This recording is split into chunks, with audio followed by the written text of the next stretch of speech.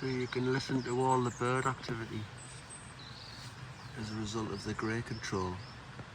There's a lot more birds about now, as you can hear.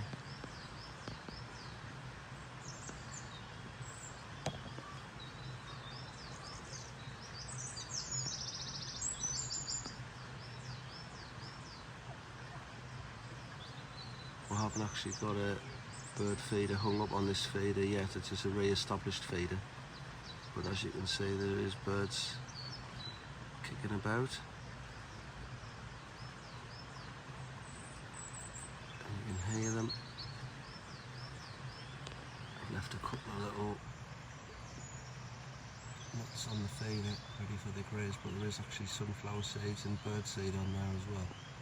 So we're seeing some little birds come and go, robins, tits, a few little tidy finches, as you've just seen a blackbird. So they're all waking up and happy as Larry, as you can hear, which is nice. Nice residential perm.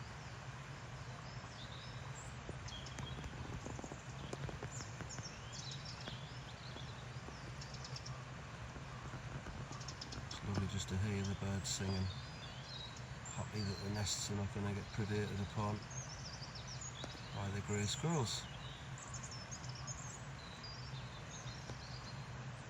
So it's a nice morning.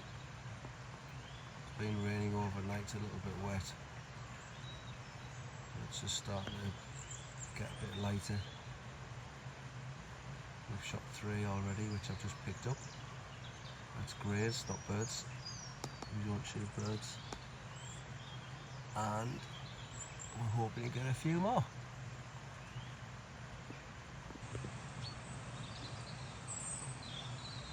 It's a lovely dark pheasant, isn't it? Come to have a bit scrat around and have a bit feed. And there's a little grey just appeared in the corner, so we'll put the video down. So I'll resume where I left off. So we've just shot that grey, and there's a lovely dark pheasant is still there. And he didn't know what was going on, but we don't shoot the pheasants. So lovely dark colour that. Look at the colours on him. What a beauty.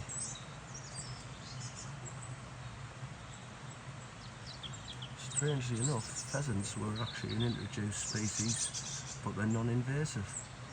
Unlike its stablemate there on the ground, the invasive grey. This is a game bird now. We don't really have any detriment on the wildlife, the native ecosystem, whereas the greys, obviously, as we know, they predate on songbirds' nests, so up he goes. Must be straight. Oh well, we'll wait for another one. So, we've just shot number 6 for the morning. It's 8 minutes past 8. So 8 to 8 state, as they say. So what we've got here is, I've done a pickup of 3, there's the next 3, so I'll probably go and do a pickup, because we know they get spooked like hell. Usually here, when they see dead greys, we had one that came from a golf course, which is over here on the right hand side, and what happens is, they cross this river with this branch, which is centre of your screen now, which is this one here, bounces up and down, so we get an indication that something's on it. They run along the fence, up onto the fence here and onto the feeder. We've got the grounds of a hotel behind, so we have to be very careful as to not have any pellets cross the boundary there.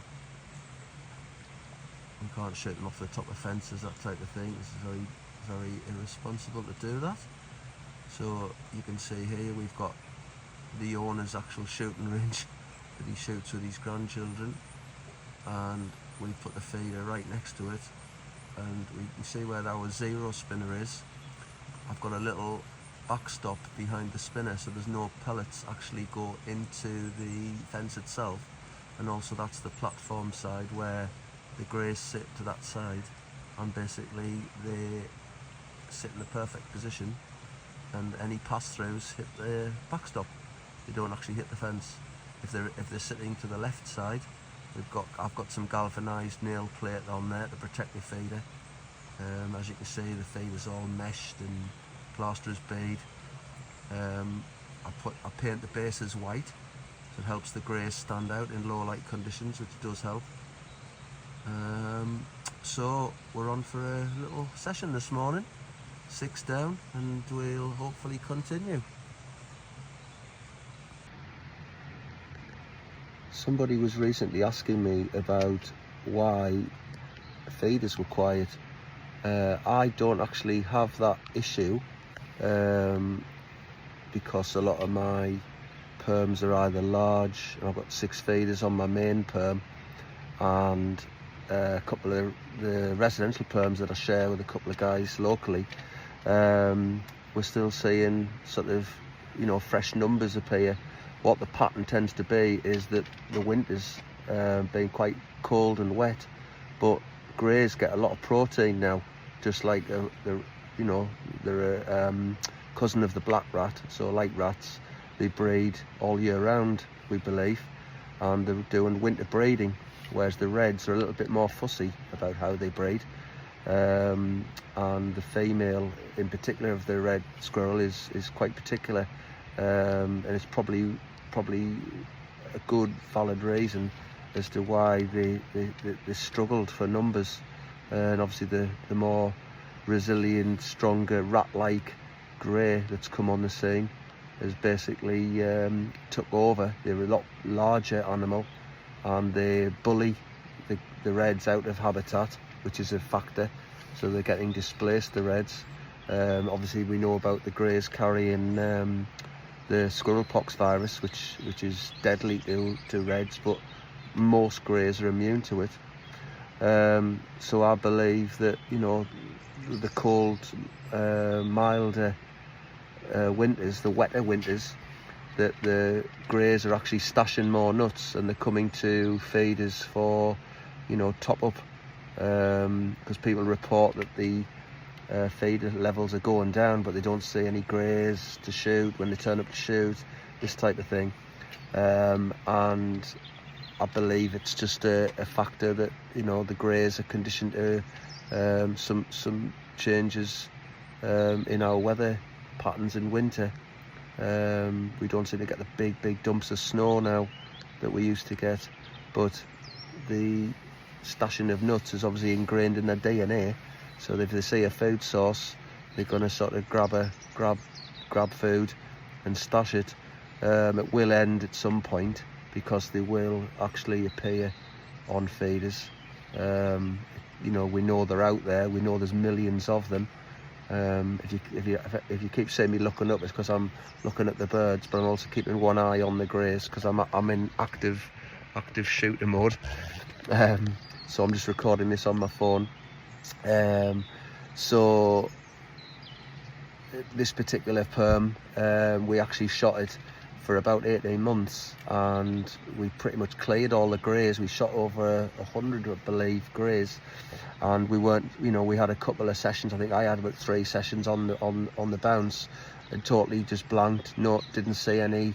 I'm using thermal, so as well. So we all use thermals. This is my new Pard Leopard 640 LRF, absolute amazing bit of kit. So the thermal spotter obviously is used for looking for heat signatures far away. We can see them approaching. This particular perm is a bit of a funny one if I turn the camera around. So we've got the ivy, and they just appear on the corner of that fence. If they're coming from the hotel, they come sort of wind away, we can see them coming. If they come from the golf course, they come across the river, and this branch is a bit of a bridge across, and we see that branch bouncing, and they run along the fence. We sometimes see them on this garden wall from the owner. He's got a massive garden behind here, about the size of two football pitches. So in his walled garden, we're right at the bottom. We've set up the feeder, so it just pulls from all 3 areas, which is nice. And we didn't see any greys for months and months and months. So we actually took the feeder down because we didn't want to sort of have any attraction for rats and that type of thing, with it being right on a river.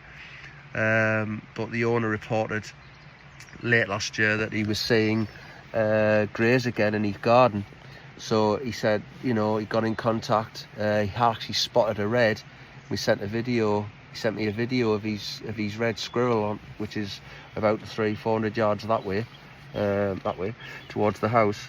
And we know we've got a little red Connolly still in the area, so it's probably not even half a mile from here. So every grey we take out is really important in this area. This is a County Durham area, and you know, we're the last frontier really, hanging on with some red populations. And I'm shooting in the new hide that Durham Pest Control, aka the Grey Reaper on YouTube's bought. It's one of these hides where you can actually see out. I've just hung a bag behind because I don't like being silhouetted against anything, but apparently you can't see this material. But I just belt and braces. I just clip up a black bin liner. But basically you can see you've got all-round vision. But when you're on the outside, I'll show you the video in a second, you just see camouflage hide. So it serves its purpose. It was leaking a little bit with heavy rain, so we've had to do some additional weatherproofing, and we just use likes of Fab Seal, and we've got some other waterproofer there, and that obviously helps just give it that little bit of extra protection, and it has helped because I was getting dripped on, as were the other guys, by a little bit of rain coming through. But for, I think it was about £60, it's actually quite a size. You can actually stand up in it. You can see the sort of room that I've got is pretty good, and lots of windows and doors and things, so it's actually really effective for the money. So I think he's got that on his channel, so you can have a look at the Grey Reaper on YouTube and have a look at his hide video he did. But yeah, it's a good little hide just to re-establish. I'm missing the shooting table that I had in here and the office chair because I do like my comfort. So I'm just shooting off the part where I'm going, a little pop-up camo still and some Primos Gen 3 shooting sticks, and obviously Daystate Pulsar in 177 paired with a Pod NV 008P laser rangefinder scope. I'm going to change the scope. I think I'm going to upgrade it because there's the technology has moved on. So I'm going to wait and see what comes out. Maybe in the Harrogate show, where in the group we have our stand there. So hope to see people at the stand if you want to come to the stand. That's the UK and Ireland, the Grey Area page on Facebook. We've got about 13,000 members now, volunteers, 400 subgroups I believe, covering pretty much all areas of the UK. So we've got some good guys on there, various stages of experience and qualifications. Some guys do the Lantra. I'm Lantra myself, which I've just found opens doors for me because it shows you've got a little bit of credibility. You get the haters who don't believe in a course, but the modern world that we live in, sometimes the accountability and showing that you've got a few qualifications in what you want to do, even as a hobby, if you like, does actually help you get permissions. It has helped the three of us who shoot in a little mini cell in County Durham. So in this area we actually have the golf course to the right there. We've got a feeder up in the golf course, and that took some cracking. There's a historic visitor attraction which I can't name, about a mile in the direction you're looking. We've got a feeder in there. Hotel unfortunately said it wasn't in their sort of current, I think, mindset or something to actually help us even though we've told them we had red squirrels not a quarter of a mile from their grounds. I'm not going to name the hotel, but basically a bit of shame on them in that we got an email back. One of the guys got an email back after speaking to them when he had to send in all these details, where they said it was not in keeping with their current policy or something. It was absolute just washout email, cop out. So we weren't very happy, but luckily we pull on their rear of their grounds with this feeder.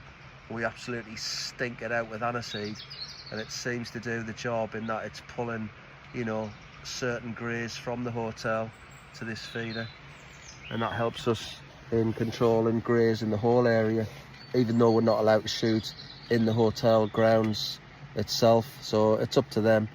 It's obviously their hotel, their grounds, but the hotel is like a good sort of half a mile from where I am now, so there's absolutely no chance anybody's going to walk in this density of these packed out little woodlands here. But it is what it is. I'm just looking at the birds, so sorry for not looking at the camera. So yeah, so it's a good little perm. You don't really need to have a lot of expense in setting them up. You know, gardens, you can hide behind wheelie bins. People shoot from bathroom windows, shooting down over, as long as your pellet doesn't leave your boundary. Obviously, if you're going into an area or a premise that you don't own, it's important that you get a shooting permission form. Some people ring 101 and register. We tend to, so we register our shoots, vermin shoots.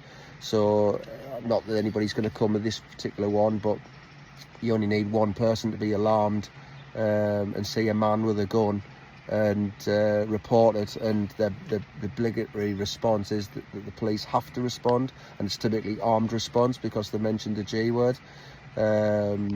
So you have to try and do things correctly, and it saves a lot of grief for yourself. I certainly haven't had any issues when I go down to main perm in North Yorkshire. It's been really good. Well, I'm gonna have to break off now because we've just seen a grey appear on the top of the fence, so we're on. So he wouldn't come down to the feeder. He didn't like his pals being at the bottom all strewn. Obviously I was busy recording my little monologue, and he saw the dead greys and didn't like it. That's him there. So he stayed and stayed and stayed and stayed and stayed and stayed, but he stayed too long, and I need to go and do a pickup, but he was literally on that fence post, but not on the fence line. So he's actually inside our boundary, and he unfortunately made a little bit of a mess on the fence, but it was instant humane kill. He didn't have any disinhibition, and he lies there with all his pals. So I need to go and do a pickup. That's number 7, I think, for the morning. So it's pretty good. So it's still quite early, so we might get a few more. So as I was saying, my permission in North Yorkshire actually has 6 feeders down there. So it's quite an undertaking, and the clock's change in a few weeks. It will be 3 AM get-ups to get down there for first light, which is usually, it starts off sort of being about 4:45, 5 o'clock, but rapidly comes round to 4:30, and they are actually appearing from 4:30. So I have to wet the bed, that's the phrase, and get down there. It's about 70 miles. It takes me about 90 minutes. So it's not ideal, but it's a lovely site. It's a famous, well-known site in Harrogate that I can't name, but I've shot probably well over maybe 1,500 greys there in about the last 4 or 5 years, and the numbers have dropped, but the bird life recovery is just phenomenal. It's the best way I can describe it. We have species of bird down there that hasn't been on the site for years and years and years, so they absolutely love the fact that they see so much some life. The nature recovery is just you have to hear it and see it. It's just startling, which obviously helps them as what they do. They're a multifaceted, well-known site, but I'm happy to help them, and they're happy, I think, to have me. So that's good. So that's a nice win-win. So yeah, so back to registering the 101. So I tend to email off North Yorkshire Police, knowing what days and times I'm going. North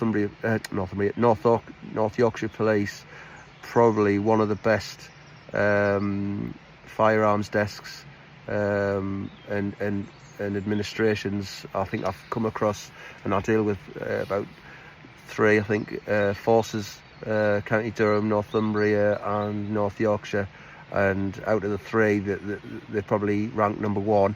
There's probably maybe better in the country, but North Yorkshire is a massive county, covers a lot of rural areas and things, and their firearms desk, and I've even chatted to guys at the shooting shows and things like that. They're just really good.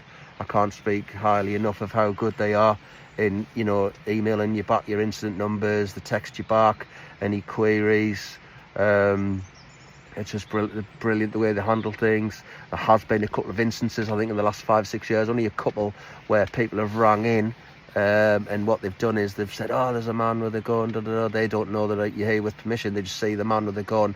So it's anybody that's alarmed, so they ring up, you know, they might ring 999 or whatever. They go straight through to North Yorkshire firearms desk, and they actually sort of appease and speak back to the person to say that there is no reason for the alarm. I'll have to break off again. Here's another great.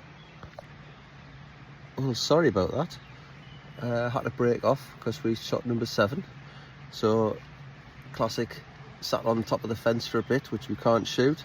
So you'll see the clip of that in a second on the video. But it did actually come down eventually to the feeder, despite all his pals being on the ground. I've used the opportunity to go and do a pickup, so there's actually nothing now to spook anybody. So they're sat at the back of my hide, ready for splitting into the sexes, just to do it. We keep a log of all the male, female that we shoot, so we know what we're taking out from an area. Number 1 today was absolutely huge female, which is obviously good for taking out the breeders, because obviously the males have got no capability of reproducing, even though they have a obviously established DNA bloodline. So we shoot the males, their bloodline ends, but obviously the females are the ones that have to give birth to the kits. So it's always pleasing to take out the large mature females in an area, because they're big breeding machines. We're starting to see some females appear on feeders, where they've been pretty quiet for a couple of months. It's mainly just been all males. So we believe that, you know, winter breeding has been in full swing, and they're starting now to venture out. So maybe, you know, people's feeders will start to busy up, because we've seen lots of reports of people, you know, wondering where all the greys are gone, but they're still there. They're just obviously busy making out in drays and nurturing young, etc. So just be patient, and you know, the greys will come at another day and take them out. I'm just looking at all the birds here, absolutely loads of birds, so it's nice to see them, and you can possibly hear them from inside the hide. So yeah, so we'll continue on and enjoy the rest of the video. Somebody asked me about why I wear black inside the hide and not camo clothing. So I find black just obviously blends in with your black of your hide, so you're not actually silhouetted. The only time you see anything is obviously, you know, the eye slots, wear gloves, etc. If I hold some camo up, so you can see just how bright it is against the backdrop. So if you're wearing camo jackets and feeling like you're walking through the woods with your camo on and you're in a hide, you actually stand out like a sore thumb. So movements like this is obviously, you know, gives the game away a bit that you're there. I find if you wear black, you just blend in with the shadows. So I've got various, I mean this is just a light coat today because I've actually got a camo Jack Pike on underneath, which obviously keeps me nice and warm, but I just cover it with a black coat, so I tend not to be seen. So that's the reason why I wear black, folks. So that's number 11 for the morning. Still plenty of birds coming around the feeder. Nice to see them still having a feed. Bit of love and life. Getting fed. Little robins.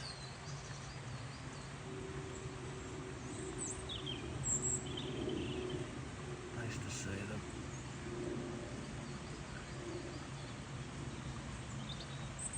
So the time now is about 9:35. So we'll start to be thinking about packing up soon. Still like watching all the birds, but oh, this branch is moving. Is there another one coming? Where's the birds? Just can't really come in now. It's just the birds.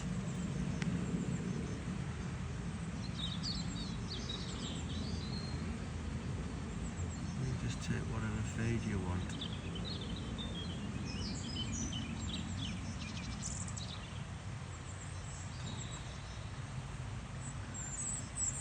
Need to get a bird feeder up on this one because it does help bring the greys in, because the bird activity does signal food source to the ever watching greys who will be up in the tree canopies looking at the birds. Trees kicking about. They do spy the birds. Oh, there's another one. This is number 12. So he's hiding on the branch because he came originally down, but he's obviously spied his fallen brethren. That's number 11 and number 12, and 13 looking for some, whether or not he comes down to the feed or not, he or she. So we'll have to just be a bit patient on this one to see if it actually comes down. Can't shoot it there because that's the hotel grounds, and it's obviously the pellet crosses the boundary. So while we see them and track them from that area, we can't shoot them, even though that's only about 22 yards or so. Don't want to cause any firearms offences, so we're just going to have to wait it out. See if he comes. The patience paid off. Number 13 came down to the feeder and he's been dispatched. He really didn't like seeing his fallen comrades, and I normally pick up after 3, so I shall go out now and do a pick up. That's the next batch of 3, and then we'll just see if we get maybe one more pack up by 10. So 13 down. I can't finish on 13, I need to have another one. Lucky for some or unlucky for some, depending on how you look at it, whether you're a grey squirrel or not. So this is the feeder. Look at the feed level windows. The rain cover, that's for helping with focusing. That's our 3 names. Just you've got something to focus on for the numbers. I paint all the bases white. The obligatory 0 spinner. The backstop, so you see the pellets are hitting here and not hitting the fence, which is important, so it protects his fence. This absolutely stinks of aniseed because I've got the place stunk with aniseed. And here's the mix I use, is peanuts and a bit of bird seed in there, so the greys tend to chuck out the bird seed, but that actually helps attract the birds. That little front weighted lid gives a little bit of a clatter. Obviously keeps the corvids and rats and mice out. So there is mice that live, I think, in that little hole there, but they do get some spill. It's the owner's shooting range. This is the view back at the height. You get the size of the wall garden as we walk up. It's quite a size. So when that flaps down, that's all you see in.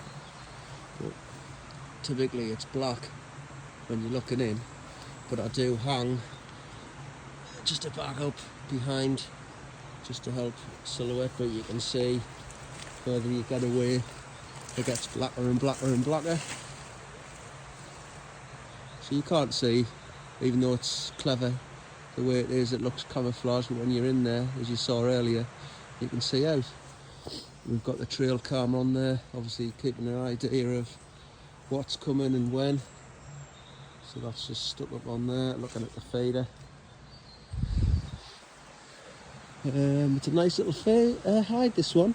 So we've got it tied down, just pop up, so it's easy to take up and down. It's easy, a 2-man size. And this is this morning's haul. One not recovered. I think I've got 13 for the day.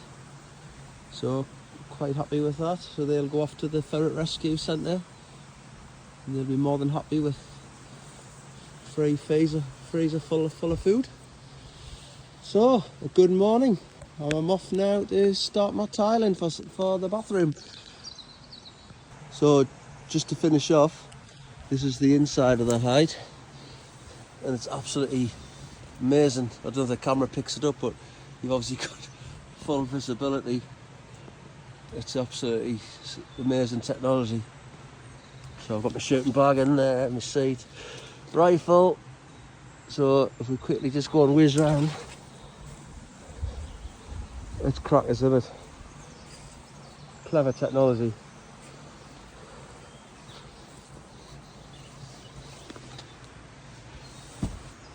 It's absolutely crazy.